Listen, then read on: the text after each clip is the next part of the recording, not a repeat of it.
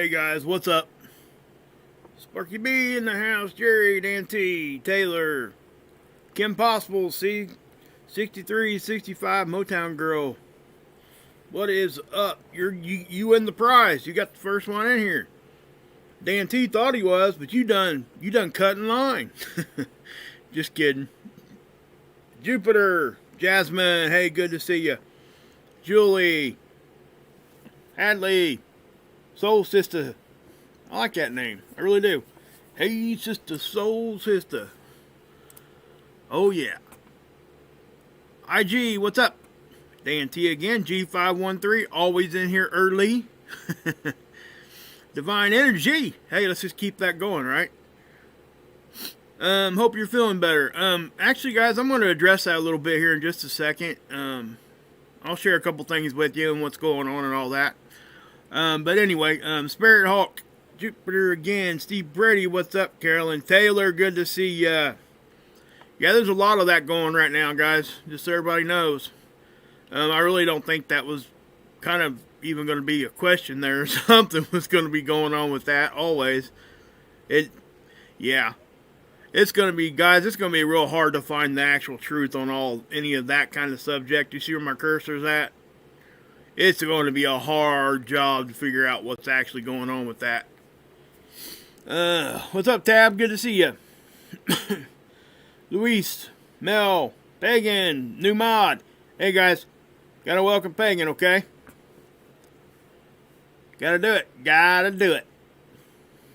Ain't gonna do it. Ain't gonna do it.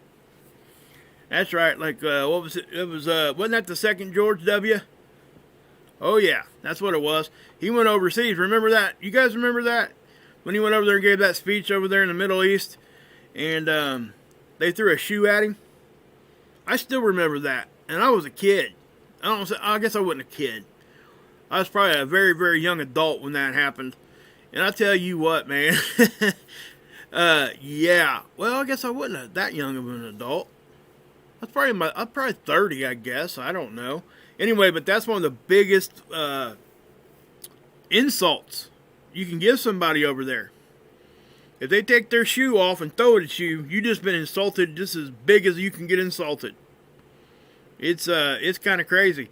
It's amazing how, and I go, you know where I go with that kind of a subject? It goes like this. People get offended by a whole lot of different things, right? For me, it's hard to offend me. It really is. And, guys, I worked at a factory for over 20 years.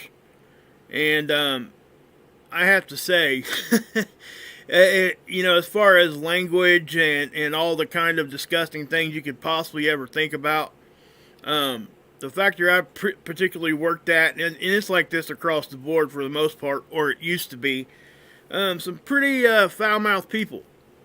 And so what I come to realize, just from those kinds of experiences, that a cuss word and a curse word are two different things.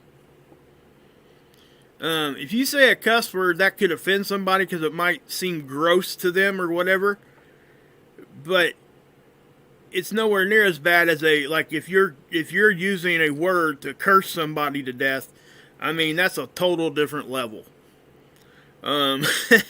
So, the vulgarity thing definitely doesn't have a place in very many, circles. But let's just face it, guys. There is a difference. Because somebody had to choose that word and make it bad, right? So why didn't they choose the word brick or sky or wall? Well, they didn't. They just happened to choose that word, whatever word we're talking about.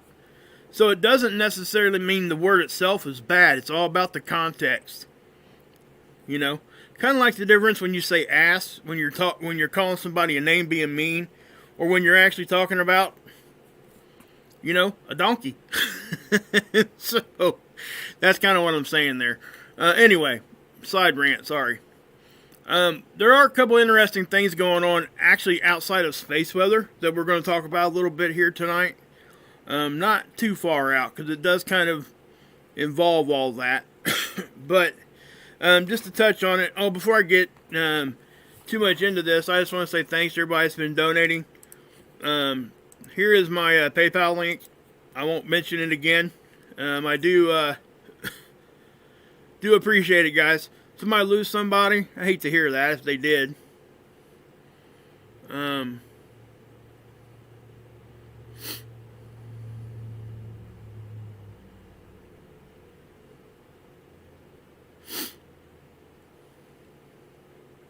So yeah, yeah. If somebody lost somebody, I'm sorry if that actually happened. That doesn't sound very. Yeah, it doesn't sound good. I hate to hear somebody loses somebody. So, anyway, with me right now, and again, like I said, guys, there is my PayPal. If anyone wants to help, cool. If not, again, I'm uncomfortable. I hate doing that. I really do. But anyway, we are going to move on. Yeah, as far as my health goes, I'm probably going to end up going to the doctor tomorrow. I'm not sure if I can wait. I thought about even going tonight. You know, guys, I pulled down my last video.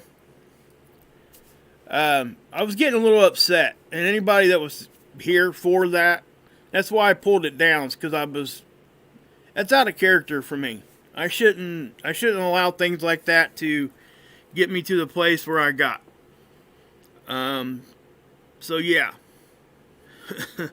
And after I logged off and everything, you know, me and my wife and my daughter went and got dinner and all that kind of a thing.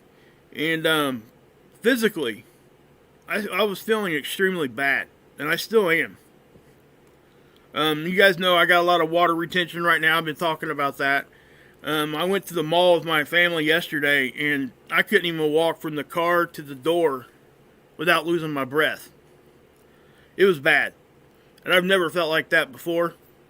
And, you know, and then tonight, after what happened with me doing that video earlier, you can probably still kind of hear it in my voice now. I'm winded right now. And I have no reason to be. And that's really what has got me a little bit on edge. I just don't want to, you know, I really don't want to feel like this anymore. I was trying to wait till after Christmas because I didn't want to affect my family's holiday. But at this point, I think I'm probably going to have to go. And try my best to get it taken care of. I don't know exactly what that's going to entail. I don't know exactly what's wrong with me. I can only do what everybody else does, and that's be an internet doctor for a minute. You know what I mean? But I do know my body, okay? And I would say that very, very seriously because I've been through so many health issues. And I know when something's wrong and when something's not. I can definitely tell you that something is wrong. And when I say wrong, I mean wrong. And that's kind of where I'm at. I just wanted to be, you know, upfront and honest and fair with you guys about that kind of a thing. Because you guys have supported me so much and been here for me. I just feel like, you know, you guys deserve some sort of an explanation in case I, you know, disappear for a minute. So that's, and I'll try my best to keep in touch if that actually happens. I hope it doesn't. I'm not really sure what's going to happen, but I will. I'm going to try to get into the doctor tomorrow. If I can't, I don't really want to go to my hospital because I don't want to go around all that junk, you know. And it's not even about, you know, the global pandemic thing that we're dealing with right now. Just going out there this time of year is an uptick anyway, without that even being involved.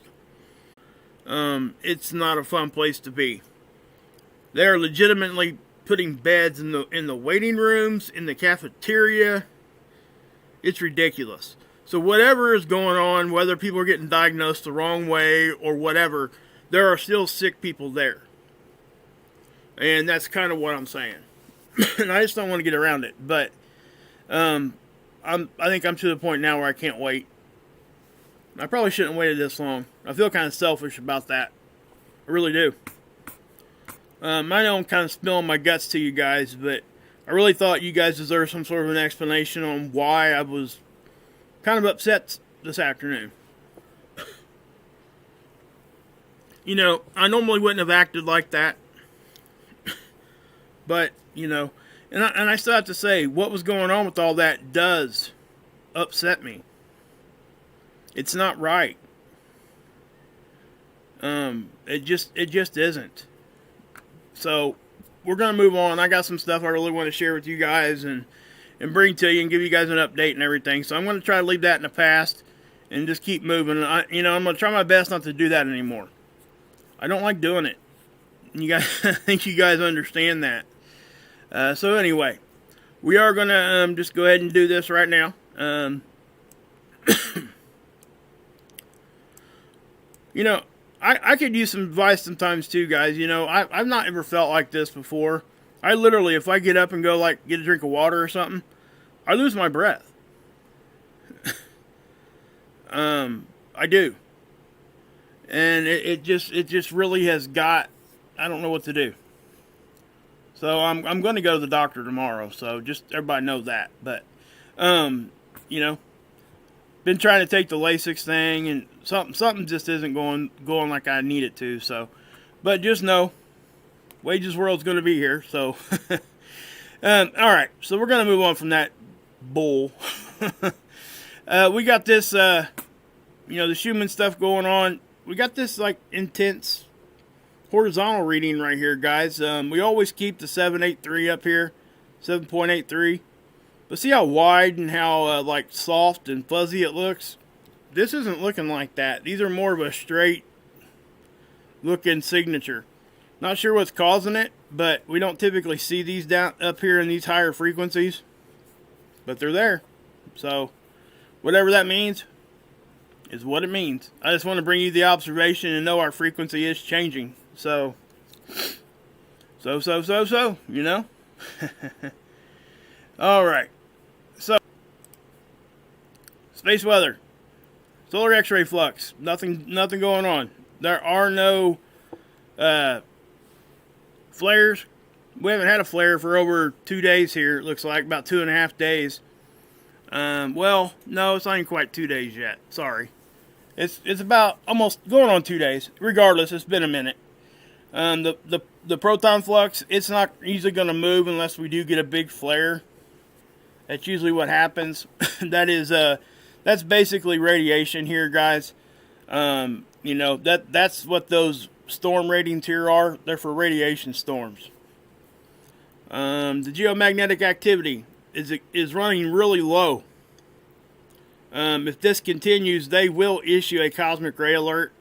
It's probably getting close to that now. Sometimes this little bump right here is enough to kind of keep that from happening.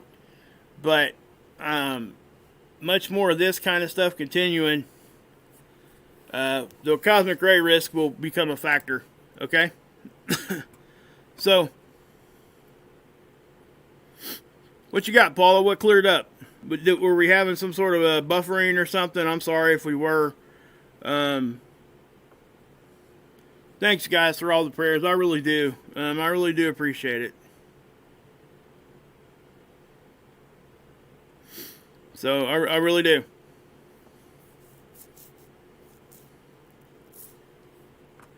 So, anyway, let's see here. Give you more info. Okay, no buffering. All right, guys.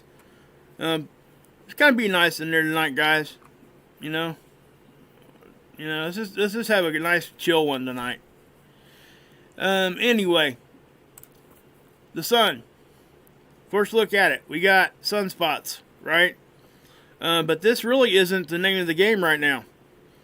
As you can tell, even with this sunspot and this, thanks Tim, and with this active area behind it, which used to be a sunspot, the solar X-ray flux is not coming up. So it's really not shooting out all that much X-ray. So that's, yes, I'm going to say this though too. There is always a bigger chance of things happening around a sunspot than elsewhere on the sun. But with that said, we had a small little eruption the other day that was not around the sunspot. It was actually around a filament that was draped across the southern hemisphere here. And it kind of snapped. And when it didn't shoot off a big, huge CME, but it did eject some stuff. I don't know that that stuff's coming at us. I don't think it is. If it did, it probably won't amount to much. So, but this is something we ain't talked about in a minute, and that's the coronal holes. Okay? So what we're looking at is, yeah, we'll talk about that in just a second, Rick, okay? Good to see you, Becca. Good to see you. Hey, Maria, Julie. These coronal holes are definitely opening up. This is a very significant one right here. Okay? It's an extension of the northern coronal hole. It's always there. Now, even this northern coronal hole here seems to have opened up more also. We go through, you know, as we get active and less active, all those kinds of things. Coronal holes are no different. We have, you know, that's typically, guys, when we get an increase in solar wind and density and stuff like that, unless it's a big blast right on our face, typically it's coming from these coronal holes.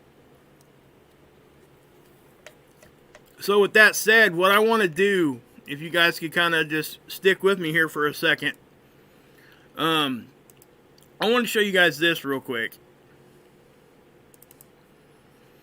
Alright, this is a video. It's part of my playlist. And exactly what it says here. What is solar wind? Right? So I'm going to pause it, bring it back to the beginning here. And I'm going to let this play, okay? You guys just watch this for a second. And it's only 1 minute and 30 seconds. So just kind of humor me here. And just kind of look at what we got going on with this. And we'll talk soon as this is over. I may stop it and see what we got, you know, as we get further into it. Depending. But we'll see, okay? So if you guys could just kind of watch this. I'll turn the sound on. It's nothing but music, though. It's not.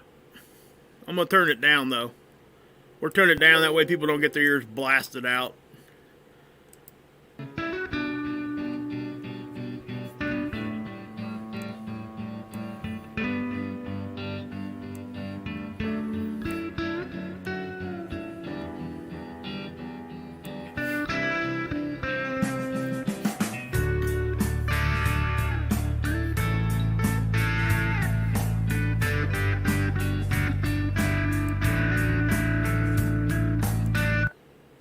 Sorry about that, guys. I'm gonna take the chat off for a minute.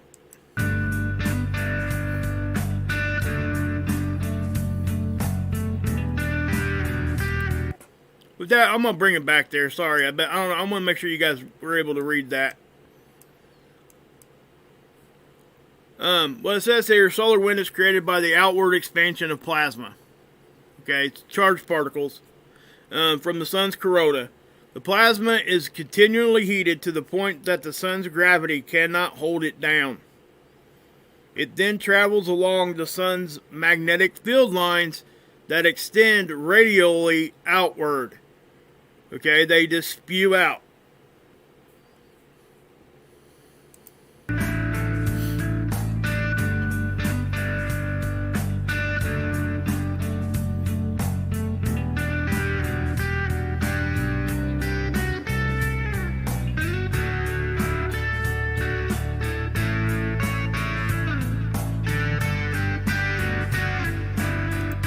Okay, key point here, guys.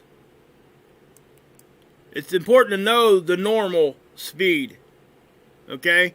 So 400 kilometers per second, about 1 million miles per hour, is what we would consider directly in the middle normal. So we can go 100 above and 100 below and give us kind of like a range of 300 to 500. That's usually what I tell people. It isn't necessarily like a concrete number we look for. It's just a range that we kind of look at to see if we're going to have any issues from it geomagnetically. Okay? That's why we look at that normal number. Notice that what it says here, it spews out in all directions. Okay? But also remember what it said a minute ago. It travels on that magnetic connection line, and we'll talk about that here in a minute.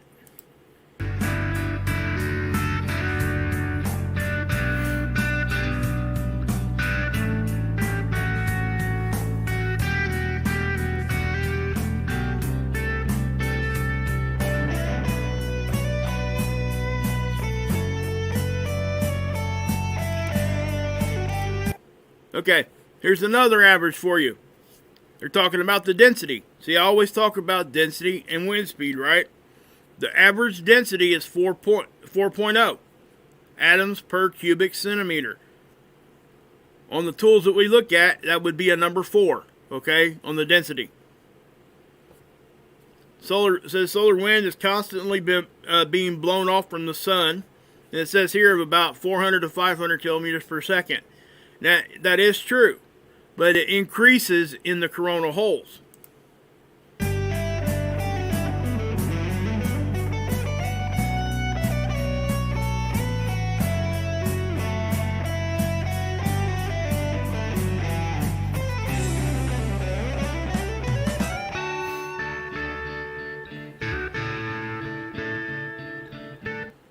Okay, now see how short that was? That's what I like to tell people, you know, that was a short one, right? Let's block that off there. We'll go back to here. So, I hope you guys understand that, okay?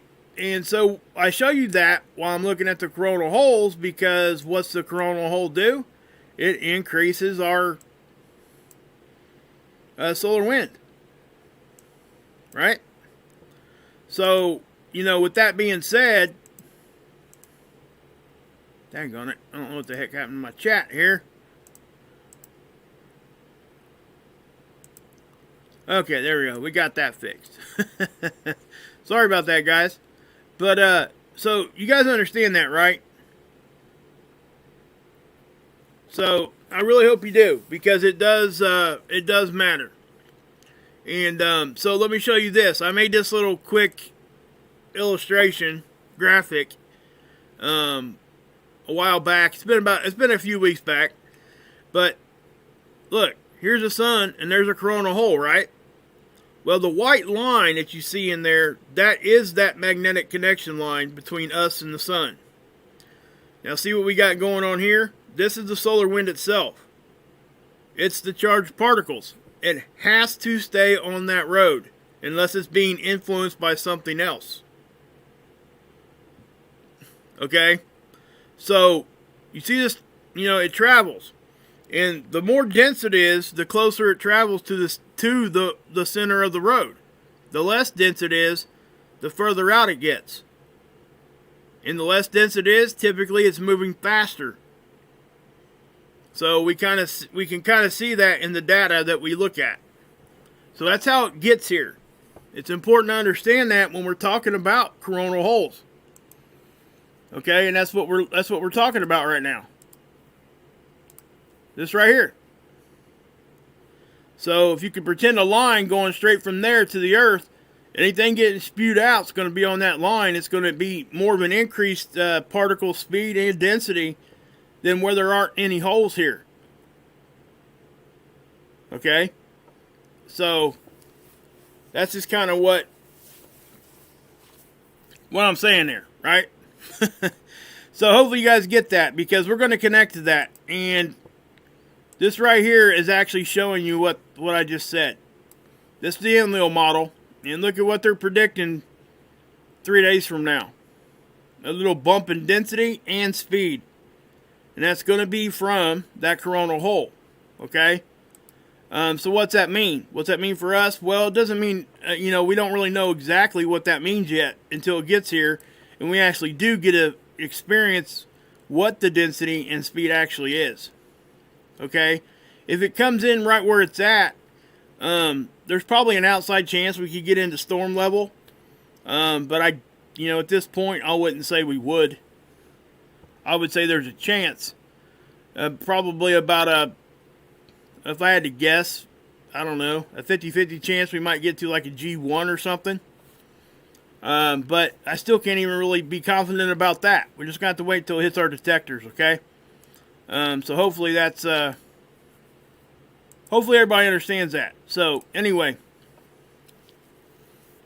here's the data we look at. Solar wind speed here. Notice that it's low. We got wind speeds coming in lower than 280. That is low. Density really ain't getting up to what? 1, 2, 3, 4? Right around normal. Okay?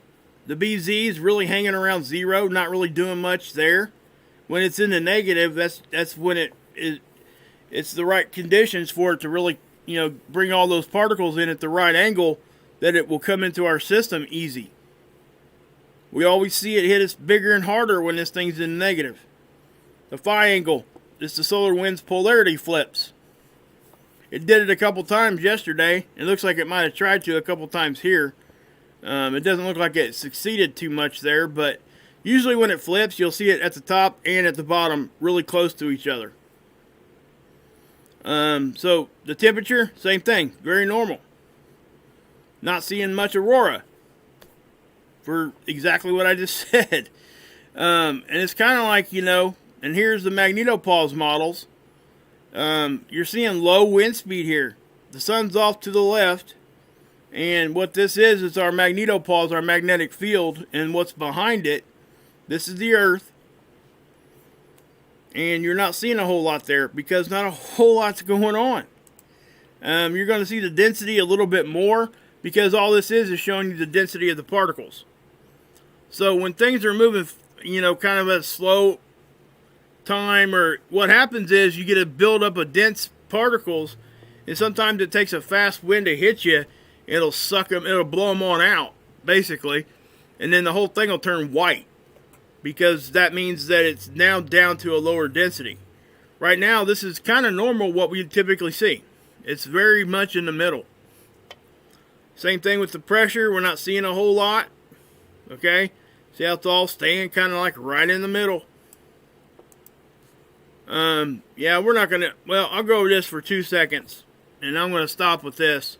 Again, there's that quote-unquote what somebody thought was a debris cloud. I've explained to no end that is not. It's nothing more than background. Okay? These are the same captures, just in different years. 2018, there it is right there. 2019, there it is in the same exact spot. 2020, same exact spot. 2009, I did that on purpose, went way back. Still there, same exact spot. Why is this up here now? Because they flipped this on purpose to extend the life of the camera, to keep it fresh, to try to make sure we get a good view from where the lenses and stuff are as long as we can. That's why that's exactly 180 degrees different than this. This is actually what's holding this occulter. Okay? So when it flipped over, this is where it was. It flipped to this, really. That's why. This is nothing more than a glitch. This is nothing. We see this all the time. It's not the start or anything nefarious. It's just not. Okay. Let's move on. I'm not going to get stuck on that. So anyway, here's the other magnetopause model. We'll take a look at here's the density there. And everything's just kind of normal, guys. Okay? The wind speed is kind of low, though, I have to say. If it gets below 300, that's low. All right? Here's the geoelectric field model. Space weather's effect on our electrical grid. Nothing going, guys. I mean, again. So, here's seeds. We are going to take a look at the CME. There's the big CME that blew off. Now, if you just looked at this, we wouldn't know if it was coming at us or going off the back or if it was going straight to the right. So, how do we know? Well, we have to go look at stereo A. So, let's do that. Because this view right here I just showed you guys is our view. It's as if we went outside and looked up at the sun. Okay? This one down here is not. This is from the side. Well, kind of like halfway side. If you look at this, the satellite's here, the Earth would be here. Okay? So that's the viewpoint we're looking at. And we can tell that it's blowing that way. It's going that way. Right? Because we know it's not coming this way by using the other view. So it's got to be going that way. The other way we can tell is the CME tracker. That's what this tool's for. to show you where the CMEs are and what direction and where they're going. Here's the Earth. Here's the CME. Boom. Right off the back. Nothing strange about that whatsoever. That's just what it's doing. Okay. So let's do this real quick. Let me bring the chat back up real quick.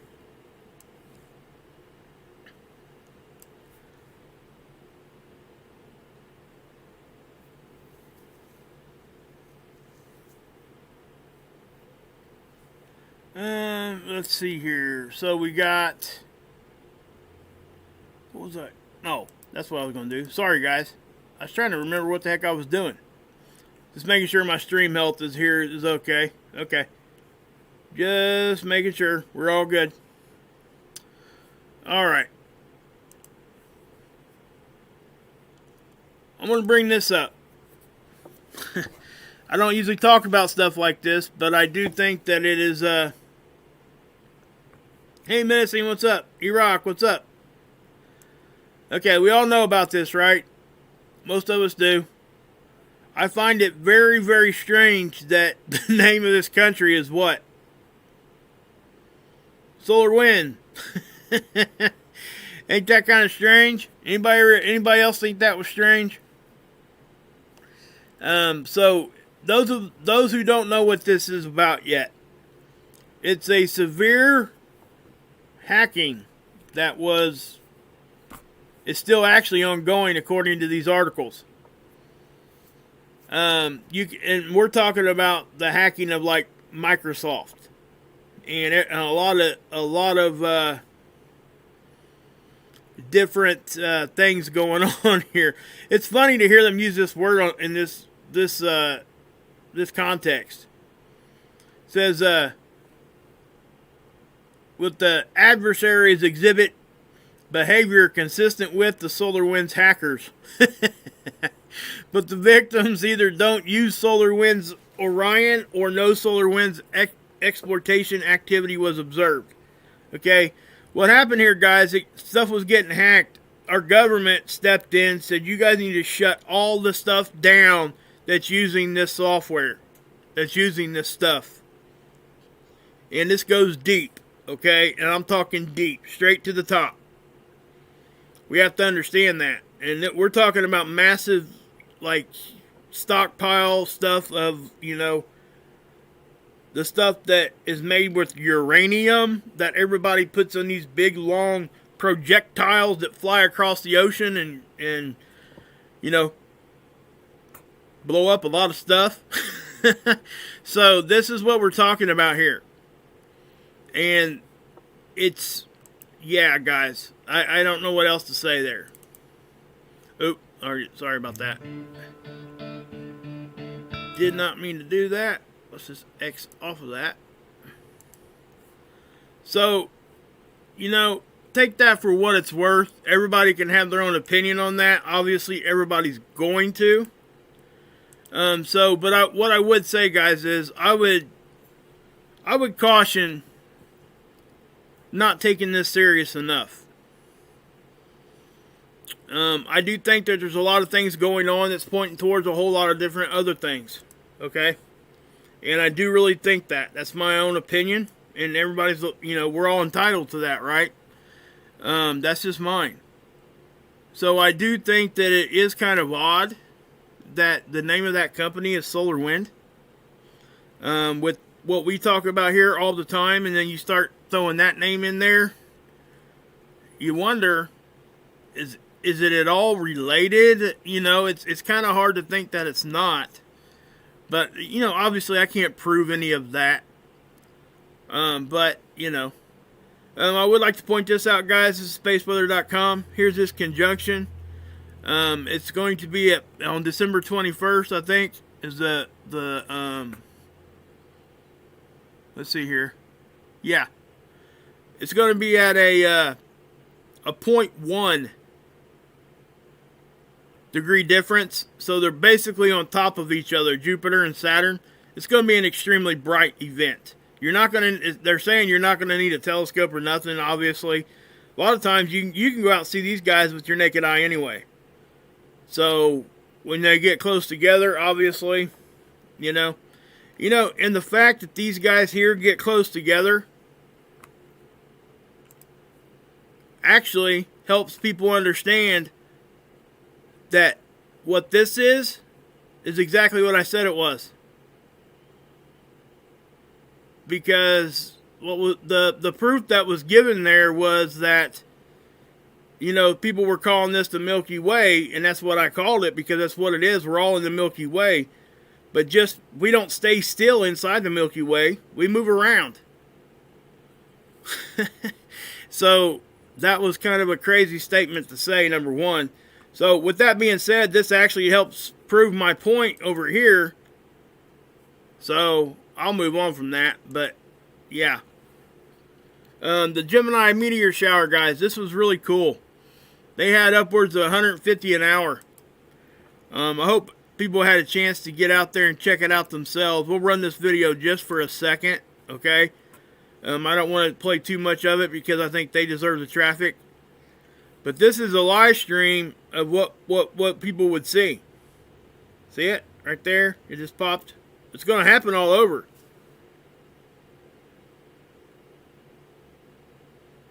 I'll sit here and be quiet just for a second. They're counting them. You see it? Down here in the bottom right?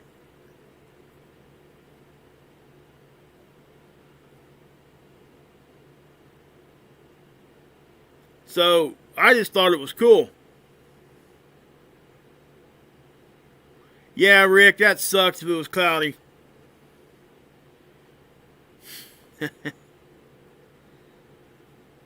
So, yeah. Hey, Mama, what's up? MJ? I thought it was cool. So, I'm going to stop this. And, guys, please do these guys a favor. And go check them out, okay? I show you guys this webpage all the time. And I give them credit every time because they deserve it. Do a lot of good work. Notice that they had 30 fireballs this day because we were coming out of that. It was 257 the day before. So, also, the noctilucent clouds, here we go. They're showing up now, okay? This is going to fluctuate, obviously. Usually, in the peak season, we'll see them, kind of cover it up right through here. I think it was like 2 years ago, we had a really, really extreme season on these, and it really got out pretty far. And if you don't know what a noctilucent cloud is, it's a blue cloud on our poles, and what they say causes it is moisture that freezes around meteor dust high up in our atmosphere. Okay? So, you got to have moisture and you got to have cold temperatures up high. That's and you got to have, obviously, meteor dust. That's why they're blue is what they say. But, anyway, with like the glacier melt, that kind of stuff is adding, salt back into the ocean, or less of it, depending on what they're made out, what the glaciers are made out of, what its salt content is. And that's salinity. That really affects the way our currents flow in the ocean. Which, the current flow of the ocean helps control the overall global climate. So when those things start getting all out of whack, it's just another thing that we can look at to show that things are going in a direction that are kind of pushing towards something might be getting ready to happen in the next, few years, or could be, who knows when exactly. But obviously, I wouldn't be doing this if I didn't think there was a chance that it could happen in my lifetime. You see what I'm saying? I can't say definitively. I don't think any of us can, really. And prove it. That something's going to happen exactly on like a day or something. You can't do it. But, near-Earth objects. This is December 18th, guys. We had one pass us today at 0.1. That's 1/10 the distance to the moon. This is newsworthy, but it's not like freak out worthy, which some people do. Even though it's come real close, you have to look at the size. 7 diameters. Look at the 7 compared to every other number up here. I'm looking at this, and I'm not finding anything smaller. You guys understand that? So we have to, we really have to take that in consideration. Plus the speed. It's not moving that fast. It's kind of, if you want to go off just these numbers, I guess it's kind of in the middle. So you got one moving at average speed that's really small. That's what you got. So that is what it is, So, again, now, I know we got a big gap here where they're saying we're not going to have anything like really close at all. I would almost bet you that that's going to change. Some of these, even on this one, weren't there until like a day or two before or a day or two after. So, that's what I'll say there. But that is what it is, guys. Earthquakes. This is where, this is a great prover for anything going on, right? But it's also one of those things it's difficult to completely understand. At least I find it kind of difficult to understand exactly what all these earthquakes mean and the positions of them. I understand that magma moves. I understand that plates shift and do all these other kinds of things. Pressure moves at certain levels. Solar wind, solar events can affect it. We know that now. To what extent, I don't think that they're able to say exactly yet. I know that some of them are now using them in their predictive models, which I think was a smart thing to do. But as we're looking at this, it just doesn't look like a whole lot of activity.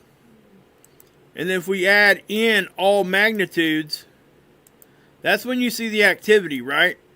Because none of these were even there. These are small ones, but you got to understand the area, right? We're talking about around Yellowstone type of stuff, right? Also up and down this fault line, Cascadia, that always comes into a question. We're seeing some, this isn't stopping out here in the Aleutian Islands. We had a decent one out here earlier today, a 4.7. This one down here came in at a 5 something, I think, a 5.1 in the Molucca Sea. That one came in at a 4.4, then you get a couple of them over here. And then we can look at the Canadian site. Now this Canadian site, we can't really, I didn't even bring it up. Hold on.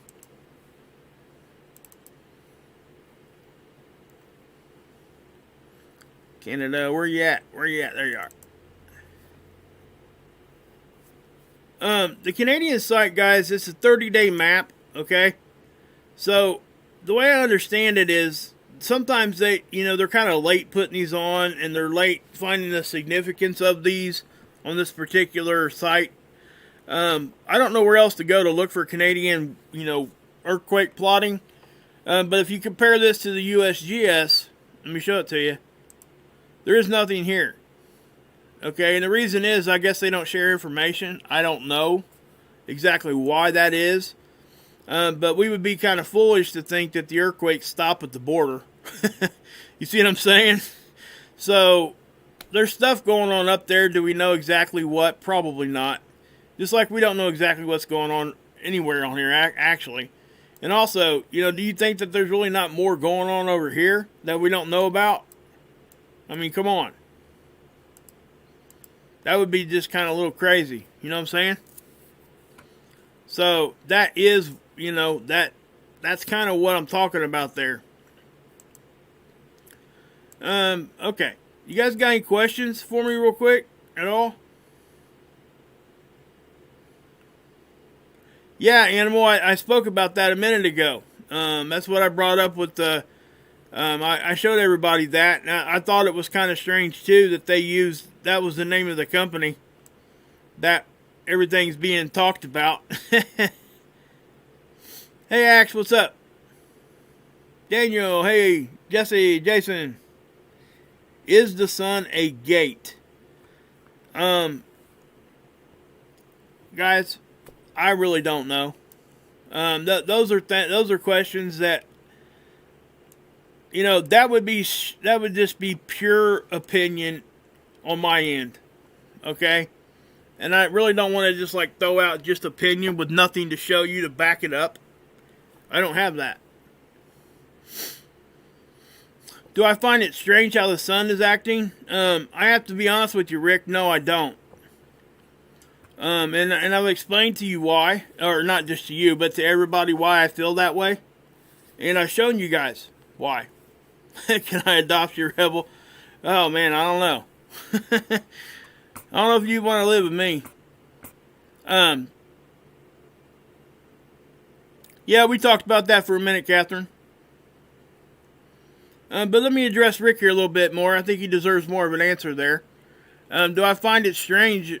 I don't. Because if you go back and you look at the sun... Alright, hang on one second, and I'll show you. I'm just going to show you just a couple different pictures. Okay?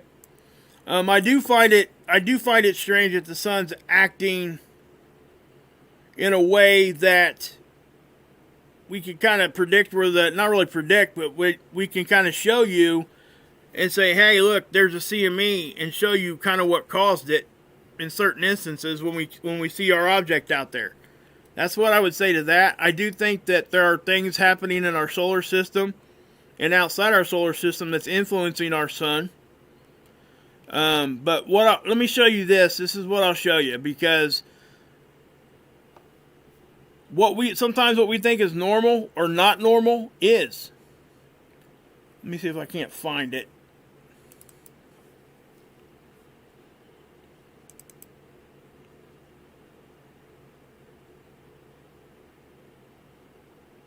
Yeah, I kind of addressed that yesterday or the day before, Rick. I actually kind of agree with you a little bit there. We did snap out of minimum very, very quickly. And that definitely does point to, hey, maybe we're going to snap here real quick and be like, what in the world? And what he's talking about, guys, I'll show you real quick. It's easy to show you. Right here.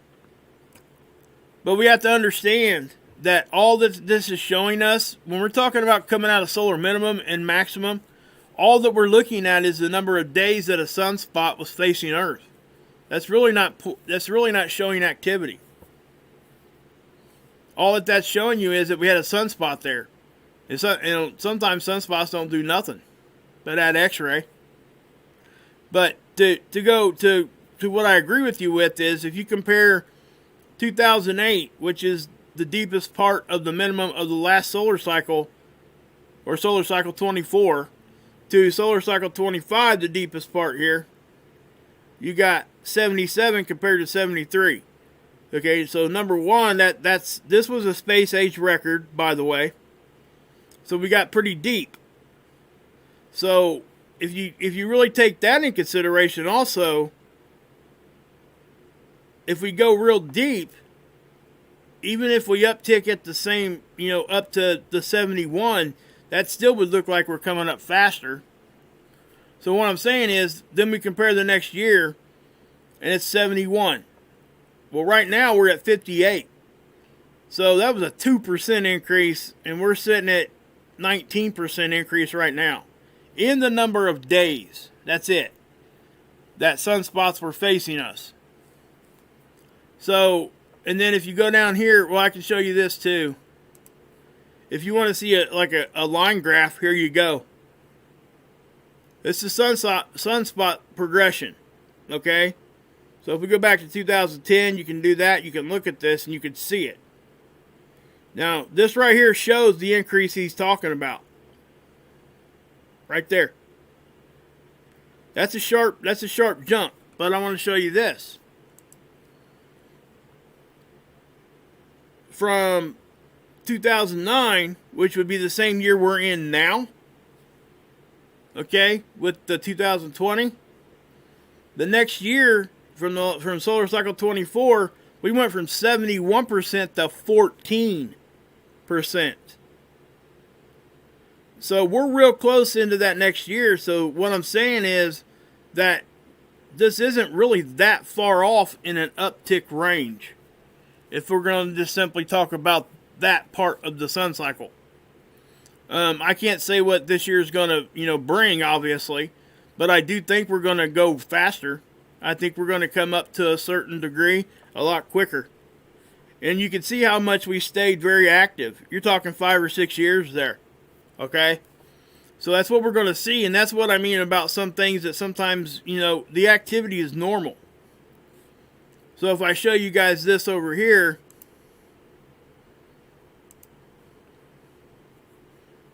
let's go this. And really I only got to show you a couple pictures here because this is probably going to blow your mind. It always did mine. I mean, matter of fact, I'll take you to Soho because it's easier. Let's just look at this one. Okay, that's today. And what we'll do is we'll go back and we'll look at, oh, I don't know. Let's just go back like 6 years. So what we got? This is 2020. So 6 years ago, been 2014, right?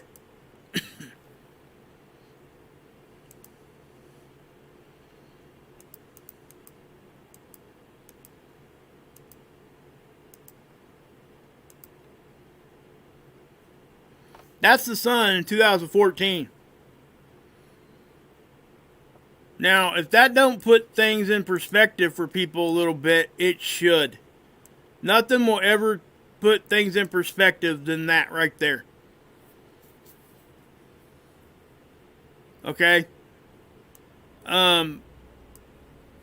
So we are going to increase in activity. But not all the increase does not necessarily mean what you got. I don't know.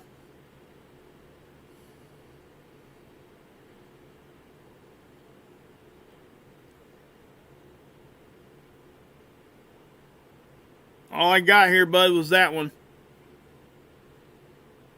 If it was deleted, it would have showed up as deleted right there. Nobody deleted it. So, you know, that yeah, that's what I'm saying, Daniel. A lot of people don't know this. That's why I like to show it to people, because this helps people understand that we don't have to freak out all the time. But we also have to understand that there are things in play right now that are going to cause things to be a little different. And that's what we talk about here, you know. I think what happens is if we can bring it back to this right here, it really lends validity to what we talk about. Because I'm being real 100% right here with you guys. I'm never nothing else right here. So I want you guys to see this. There's not going to be a whole, you know, I've shown this, Scott's shown it, and a few others. You're not going to see a whole lot of people show you this because they don't want you to know that this is normal. This part of it is. They don't want you to know that. They don't want you to see this. And they know that most people aren't going to take the time to go back and look at this for themselves. Or they just don't know how. And that's why I show you guys this stuff.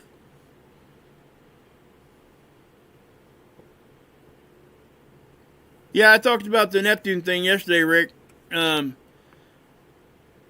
See, here's the thing with that galactic, the current sheet.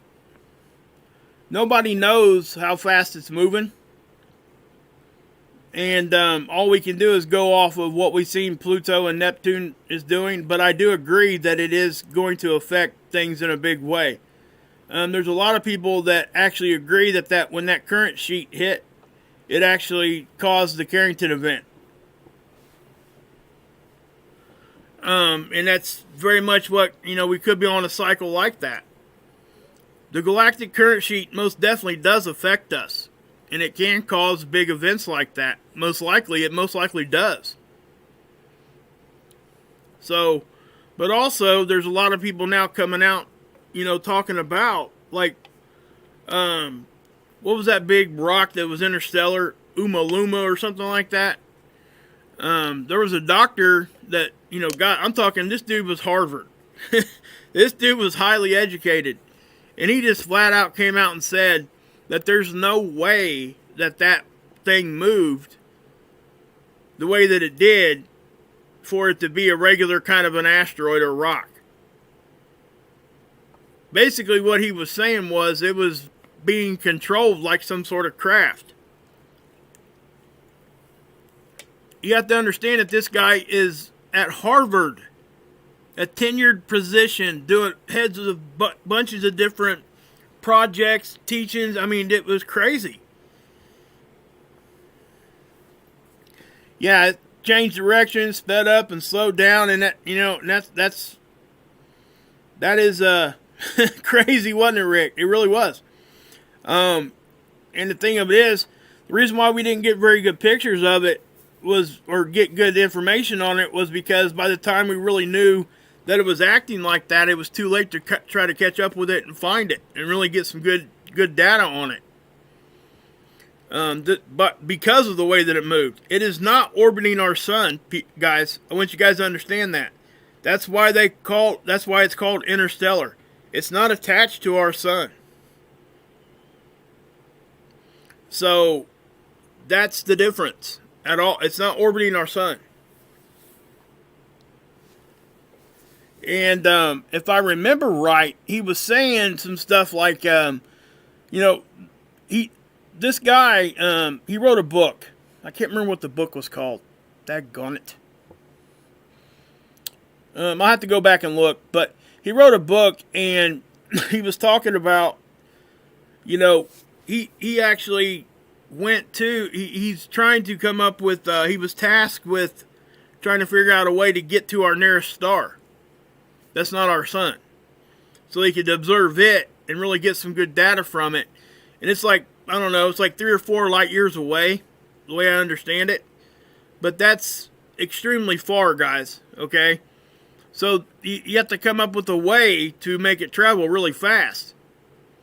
And basically what he said, the whole group of people that he was working with, including his students and other tenured professors and everybody else, guys. I mean, this guy had credentials out the yin-yang. And he's saying this stuff, guys. Okay? So this isn't some, like me out here on the internet talking about this. It's crazy. But he talks about light cells. That's actually what they came up with. That's the only way that they could think of it can even get there. They would have to have a craft that weighed like a gram or less, and it would have to carry all that data, and basically would have a sail on it that was like getting hit with like a high-powered laser beam, and that's how it would get a fraction of the speed of light and be able to get there and get back and give us the data anywhere close to our lifetime. Okay? So that's just kind of crazy. So I don't know. Yeah, we're not going to talk about that, Corgi. Yeah, that's just kind of a sore subject right now. But this right here, guys, I mean, if this doesn't shock you and you've never seen it, it shocked me the first time I seen it. You guys look how big the coronal hole is. I mean, look at all the sunspots. This is what's going to happen. I mean, so it just is what it is, And again, we have to understand we got so many other outside influences right now. And that's the whole point. That's why we talk about all this. We catch our object out here all the time. We talk about the galactic current sheet. We talk about all kinds of different things that are coming, Uma Luma or whatever that asteroid I was talking about. Just all those kinds of things happening at once. And, sometimes it only takes one person to be right. But when you're talking about global catastrophes, do you really want to be right? I struggle with that. We all want to be right or validated. But this is one thing that I hope we're completely wrong on. I don't want none of that crap to happen. Who does? So that's kind of what I'm saying. That's why I try to bring it back down a little bit than what most people do. Because it's my effort to try to get people to understand we don't want to be right so much as though we want to be wrong so everything is okay. That's just kind of where I'm at with that. You know, so I hope you guys understand that's why I do things that I do. And that's why I do it the way that I do. It just is, you know. I hope everybody can understand that. And I know that not everybody's going to agree, and I know we're all going to have different opinions on multiple different things. And my hope is that we can at least agree on a few things. And I think we've achieved that most of the time here.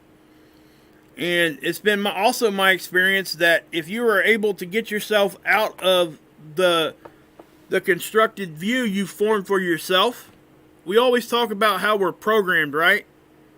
Well, guess what? You program yourself and you don't even know it. Because you start thinking about things the opposite way than what we were taught, and then you kind of even put blinders on yourself because you don't want to see anything outside of what you're looking at. So we have to fight that too. And so what happens is, in my opinion, the truth, you know where the truth's found? In my opinion, the truth is found where we're all talking about whatever we're talking about and where each theory and idea overlap. The point where they overlap, I can confidently say that I think that that's probably where the truth is at. So that's how I look at it. And, you know, people are welcome to be, you know, however they are. And there are things that that we look at that I'm really passionate about, that I think that is exactly what it is. But I allow other people to have a different opinion than what I do. And I think that that's only healthy. Because how are they going to come listen to me if I'm just trying to ram it down their throat? They're not going to.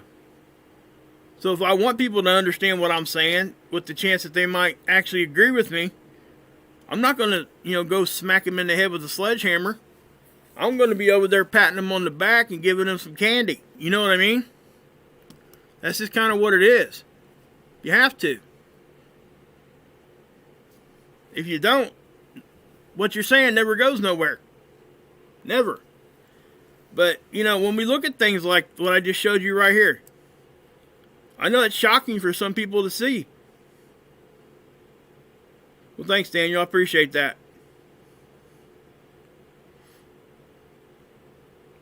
So, you know, this is. If you've never seen the comparison here, you know, basically what I'm showing you is the difference between solar minimum and solar maximum. That's really what you're looking at. So, what causes the crazy stuff to happen? Well, the stuff I just got through talking about. Our object out there, the electromagnetic field of it interacting with the sun in certain areas. Take this in consideration, just to throw this out here. This is something I've thought about before. What if the sun was interacting with our object out there at the exact same time the current sheet hit the stinking thing, and we had some sort of crazy planetary alignment all at once? I know that sounds crazy. It does. But what do you think would happen? I mean, it's just crazy, you know, because those are things that are, you know, quote unquote possible. How likely? Probably not much. But, you know, could you imagine if all that happened all at once? And I don't think that it will, you know. I'm just throwing it out there like that to give people an idea of stuff that, you know, if we want to talk about global catastrophism, I mean, my gosh. You know, it doesn't take much, guys, for our planet to get all screwed up. That's right, Teresa. And, well, thanks, Dan. I appreciate that. Yeah, you know, guys, that's what we got to do. We got to question. I get challenged on the daily. I promise you, I do. And if I don't know the answer to something, you guys know what I do. I go try to find it. And I'll say, hey, I don't know the answer to that. Let me go try to find it. And if I can't find it, I'll come back and tell you, I'm sorry, I can't find the answer to that. I looked, but I ain't got nothing. So, and that's the whole thing. And that's one of the reasons I don't speak in like a very definitive tone. Because I guess what I'm saying is that when it's been my experience here especially here on YouTube, I've been able to, what I enjoy about it the most is talking to you guys and been able to build that kind of a relationship with other people that kind of share the same kind of ideas and are into kind of the same thing, and I can talk to them about this. And that's been beneficial to me and to everybody, I think. But if we sit here and we look at it, and if all we did was come here and look at the data, it would drive us all nuts because it's all negative. Every bit of it. Like I said, I've never wanted to be wrong so much in my life. I hope I'm completely wrong with everything I've said about any of the catastrophe stuff that could possibly happen. All I can do is show you historically what's happened in the past, and then simply all you have to do is put some mathematical statistics to that, and you're going to get it's not random, but you're going to get a range of when things should be happening. And that's the range you should look at. That's what it's most likely for something to happen. So I really hope that people kind of grab that. And I hope that people are, listening to that part of it. And I love it when you guys are in here talking to each other. Because you guys are helping each other. You don't even know it sometimes, but you are. Just the fact that you guys have somebody here in this chat room to talk to about this, doesn't that make you guys feel better? Thanks, Sharon. Appreciate that. Even when you disagree, you're still in a place right here where you can still talk about it. And nobody's in here judging you. Nobody's in here doing any of that. And if they do,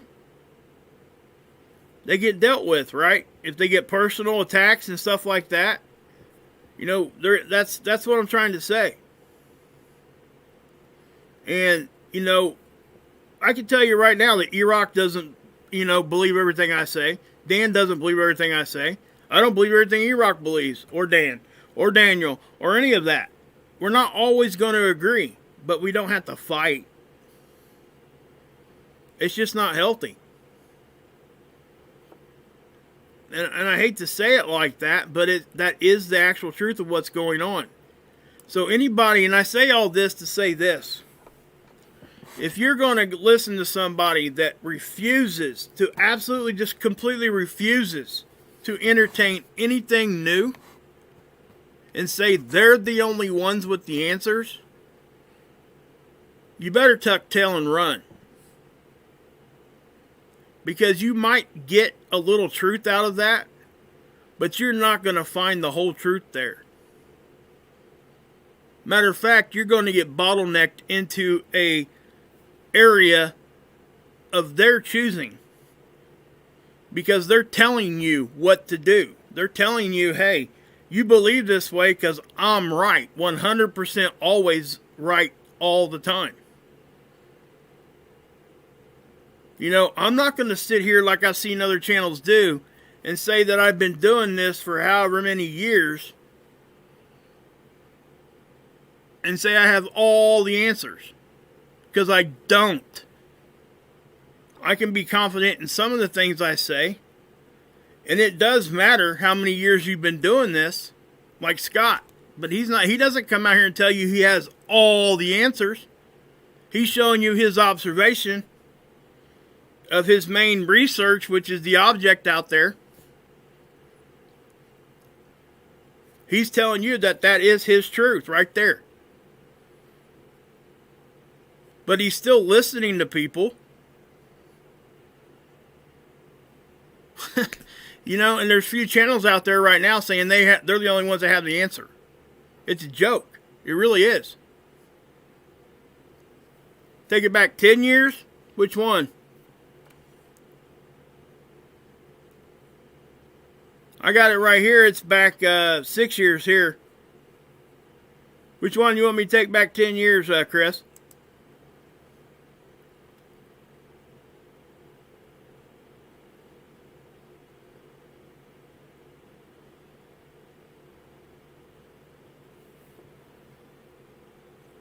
Thanks, Seeking. I appreciate that.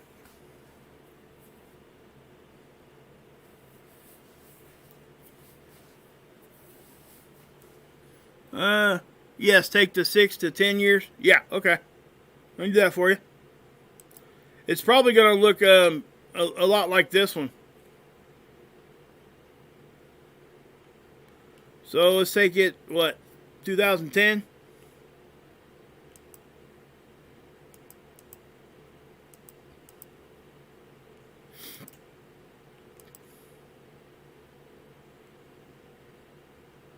Yep, it does. Now let me explain what you're seeing here before people say, well, that's a lot brighter.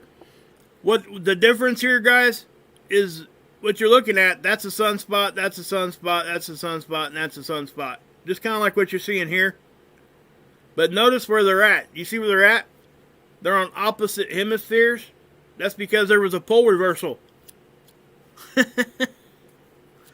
So it's kind of the same. I know it looks brighter, but it's really not. This capture over here, you got to think that the camera's older. All right. This one, and I think it actually had some software updates. Believe it or not, they can do software updates on the satellites that are up there, and they can actually give it more detail. This over here is kind of more pixelized. So, but you're going to see a similar amount of sunspots. That's because it's in the same kind of cycle. And this right here is, I'm glad you had me do that, Chris, because it shows that that is the pole reversal that the sun does. You see this? This is northern hemisphere. This is southern. I mean, it's right there. Very similar amount of sunspots. Almost in the, you see what I'm getting at, guys? So we have to understand that some of the uptick that we see is very normal. And we're all still here. We're all still here. But make no dissolution here, guys, that, eventually something will happen. I say this a lot. Yeah, you're welcome, Chris. That it's not a matter of if, it's a matter of when things will happen. And that's exactly what we all have to, hold on to that and not stray from that. That's what keeps us all on this research. Because if we forget that and totally just ignore it and go away from it, and then what do? Then we don't have any idea what's going on. You can't call everything normal, because not everything is. But you can't call everything a conspiracy or a catastrophe, because not everything is that either. And that's why what we do and what I'm doing here is so hard to do. And that's why I get a lot of pushback and a lot of hate, because there is some very strong, passionate opinions about this stuff. And I'm lucky enough to be able to handle it most of the time in a way that I still allow those people to be here and give their opinions. Because sometimes, guys, they need that out just like anybody else. And sometimes that's enough to kind of calm them down to where they might even actually listen to what you have to say. That's just how I look at life, guys. I haven't always been like that, let me say. And let me say this one more time, too. Don't take that kind of an attitude as a weakness. Okay? Think about who wins. If you come at somebody so hard they shut down and don't listen to you, then they don't hear anything you had to say. Who wins in that situation? Nobody. If I go at somebody with a little bit softer of an approach, and at least they listen, and they're able to say, well, maybe I'll go research that. Who wins there? Both people do. Because now I feel validated because somebody's listening to me. And now they have a different idea of something that they can go look at and maybe find something different there or find some different truth. Both people win. You see what I'm getting at? You in here, bud? Where you at, Scott? Hey, man, what's up? You feeling any better, buddy? He's had a sinus infection, guys.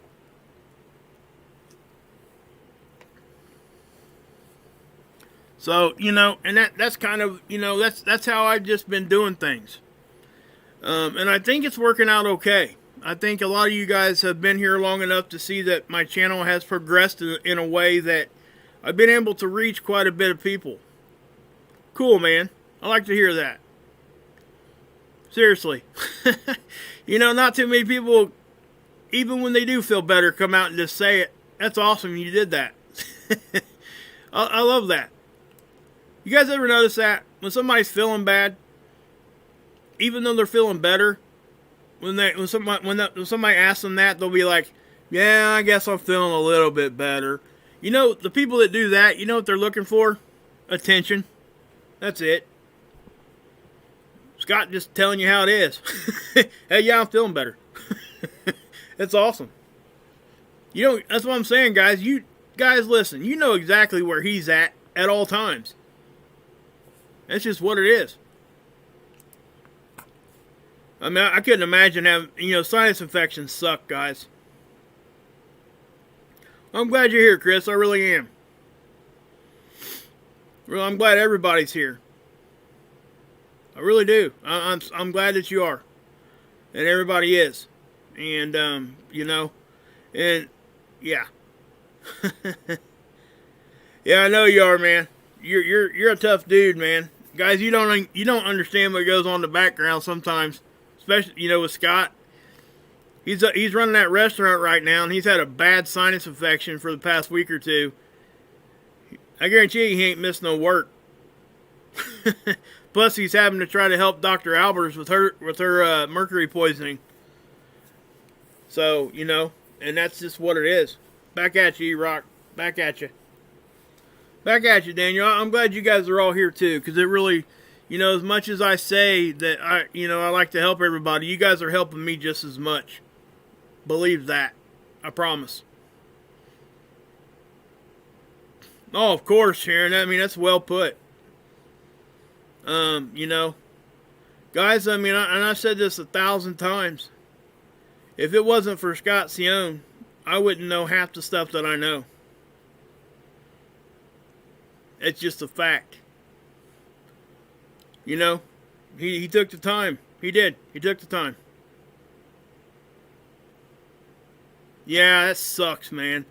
That sucks so bad. It really does. I hate that. Me and my family, like I said, guys, I went to the mall yesterday and do some Christmas shopping. Like, we can't do it here in our town because our mall's pretty much dead now. It sucks. But we went to, you know, we went to the Dayton malls where we went, if anybody knows where that's at. Dayton, Ohio. You know, right pat, where they took all the stuff from Area 51. Anyway, we went over there, and I'm telling you, it was almost as dead. Storefronts are going away, guys. I just have to say it. We're not going back to normal ever. Not what we thought normal was. It's not going to go back. They're not going to let us. I think we could go, most of us could go back there today. Back to normal. But they're not going to allow it. Guaranteed. Everybody's going to be ordering stuff. You know, heck, we've been forced to have to do it ourselves here. I've done more Christmas shopping online this year than I ever have. Yeah, Chris. Yeah, you're from South Africa? Yeah, yeah. Nothing's normal here. I guarantee you that. It sucks. It's worldwide, guys. It's not just here. I mean, heck, Chris just told you. He's in South Africa and nothing's normal there. You know, let me share this with you. This was like an eye-opener for me. We got highly educated engineers, right? I'm looking throughout, YouTube, just looking at some videos, and I come across this guy. He's an engineer. So I click on his channel, and we've all heard about glitter bombs, right? That's where people, they steal things off your porch. So sometimes people will put like a box full of glitter. When they open it up, it just shoots them right in the face with a bunch of glitter. Well, this engineer has taken the time where he made this one that's like a timer. It shoots this big old thing of glitter all over you, sprays you with fart spray and all kinds of crazy stuff, and it has like a timer that's like counting down, and it scares people. And what was crazy about it is he put 4 phones in it, so when they opened it up, he was talking to them in real time. So this is now what our world's become. Yeah, it's funny. It's funny to do that, Scott. It really is. But that's what our world's become. We got highly educated people out there, engineers, doing these great engineering things to make a glitter bomb that sprays fart spray. I mean, come on. It's hysterically funny, but, you know, would they really be doing that if everything was the way it used to be? No, they wouldn't. You know, the fact that he put 4 cell phones in there and was able to talk to the people when they opened it up, that was crazy. It was funny. I mean, the guy grabbed it and took off running with it, threw it outside the door, because he said, I'm going to activate the self-destruct timer now. And that guy freaked out. It was hysterical. I have to go find that, and I'll share that video with you guys. But yeah. So, you know, and we'll end the video here in just a second, but I do want to, you know, kind of give, you know, just understand that it's now not just us crazy people here going down the rabbit hole. You know, you got highly educated and highly respected people talking about things that we talk about here now. You know, the Harvard guy, I keep going back to him because he had so much credentials and did so much stuff. And he's talking about what we talk about. He's the one that said that Oumuamua could not have, you know, that could not have been a normal movement for that thing. He was saying that there were alien technology that caused that thing to move the way that it did.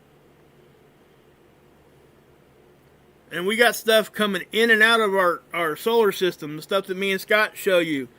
You know, we do have, you know, like a whole lot of different things. No kidding, Scott. Good one. Y'all can read that. Read Scott's comment there. Yeah. There's just so many things out there that could be going, and it's just going to continue. It's not going to slow down. It's going to continue to ramp up. But I don't want us to get so far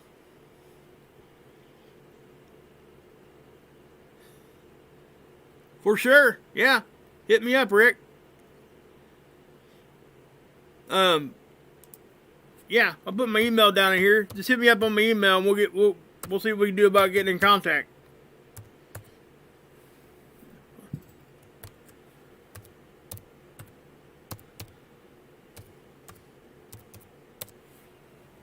There's my email. If y'all, you know, want to email me. So yeah, I mean, I think it's great, you know. I always like talking to people and learn new stuff. For sure. For sure. You know, that's why I always, you know, value Dr. Albers and the relationship her and Scott have. And because, you know, she's highly educated, guys. I mean, come on. Let's just be real about it. So that's just what it is. She understands things in a way that I don't completely understand yet. And also, you know, like I said, this other guy that I was talking about, he's wrote a book. I'm going to go find that book and figure out which book it is, and I'll show you guys the title of it. Maybe you guys, you know, get a hold of it and read it. But, you know, he's talking about light sails, you know, creating crafts, like I said, of a gram or less. And, you know, shooting lasers into that. And his whole team of people pretty much said that was really the only thing they could come up with to really get us to the speed that it would take to get a craft to go visit a nearby star, the closest star, and get back here in time before we died. You know, it's like 3.5 light years away. That's a long ways, guys. Long ways. So, but yeah. Yes. Thank you, IG, for putting that in there. If you guys have any questions on volcanoes and stuff, earthquakes, go check out Ron Tyler over at Emergency Management Associates. He's a really good dude. He's going to be on... Oh, he's doing a call-in show tomorrow night, Isaiah? Okay, cool. Cool. At 6 p.m. Mountain Time. That would be 4 p.m. Eastern, I believe. If I'm correct on that. You could drop a link in there if you want. To his channel. If you can if you want. It's no big deal. You don't have to. But me and Ron's talk. Ron's a good guy, guys. I don't think he was feeling well either the other day. But yeah, check it out. Check him out, guys. And obviously, you know, you gotta send people to Dutch. I mean, come on. Let's be real about that too. Does the CME and stuff have a lot to do with weather changes right now? Yes, the sun definitely is the biggest contributor to, in my opinion, to our global climate and what happens to our globe with our local weather. I mean, it does. When we're having like solar storms, guys, it adds stuff to our atmosphere and it helps create lightning. You know, especially like when you see sprites, which are high altitude lightning, you know, that's a direct proof that is definitely from the sun. I mean, that's where that stuff comes from. So, yeah.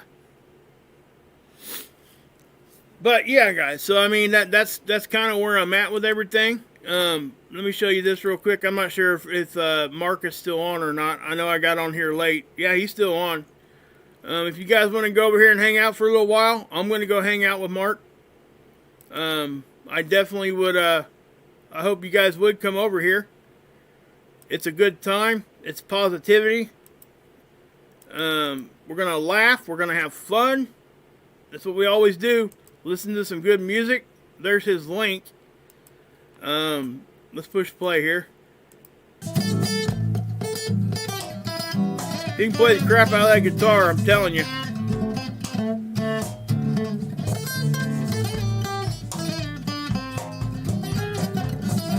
So yeah, guys, let's go over and give him a wages love bomb. Say, hey, we're into his A. You know what I'm saying, guys? So let's go show him some love. You know, I'm telling you. Hey, Trinity. Thank you. You're getting ready to head over to Mark's, by the way. You know, the Real Talk family, the Wages World family, the Planet X News family, it's all the same. I'm telling you. It's all the same. So let's head over there, have us a good time, sit back, kick back, don't worry about all the BS for a minute, and let's just do it, alright? So here is the